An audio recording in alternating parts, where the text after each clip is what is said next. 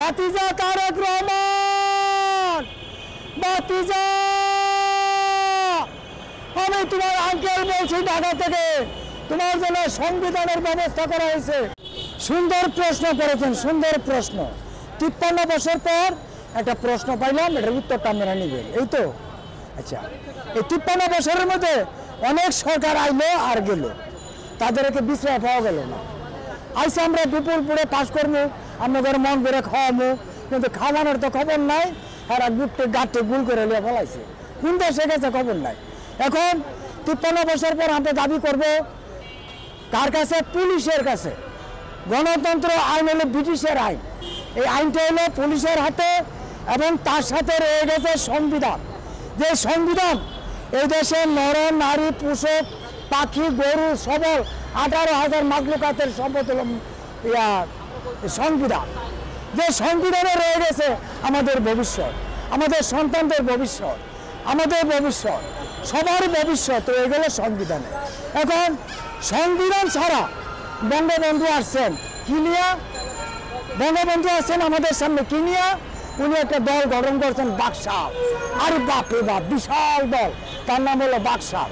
সে বাকশালের মধ্যে রয়ে গেল চুরি ডাকাতি বাটপারি সিটারি নারী দর্শন আহাজারি, মানে গুম ঘর আয়না ঘর থালা ঘর, ঘরের অভাব নাই। এইগুলি ছিল বঙ্গবন্ধুর বাকশালের দলিল। যে দলিল 16 বছর শেখ হাসিনা আমাদের কাছে লড়াচড়া করছে যে সংবিধানে কি আছে। দেখো, ওনারা কইছে আমরা পলান্ন সরকার না, আর এই পলাইছে কিন্তু আগে। এখন যে সরকার যে দলের সংস্কার সংবিধান নিয়ে আসবেন, জাতির জন্য সংবিধান নিয়ে আসবেন, ওনাকে আমরা বলবো উনি একটা রাজনৈতিক দল। আর সংবিধান ছাড়া আসবেন উনি হলেন চোরের দল, বাটপারের দল, সিটারের দল।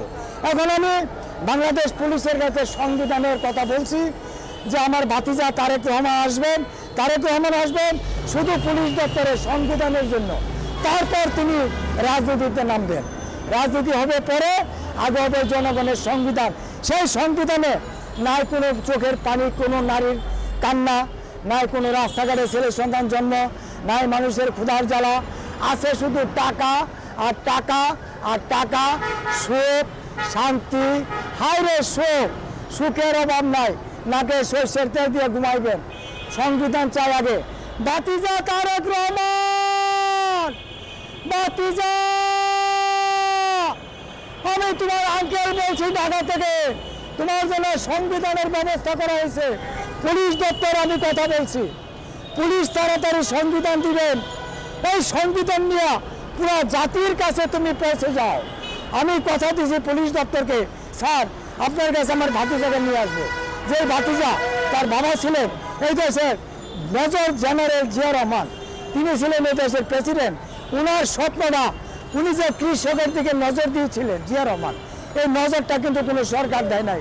আজকে আমাদের দেশে কৃষক নাই, শ্রমিক নাই, চাষাবাদ নাই, ঘরে খাবার নাই, খালি বিশ্রায় টাকা আর খাউন কই আছে এগুলি বিশ্রায়।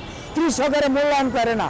আমরা গরিব মানুষ হলিউড সিগারেট খাই 5 টাকা দাম, এইটার দিকে হাসিনা নজর পড়ে গেছে। কি রিক্সাওয়ালারা হলুদ খায়, আর বাপ এ সুমা দে, এই সুমার দিকে লাস্তি রে দিকে কত করে 6 টাকা।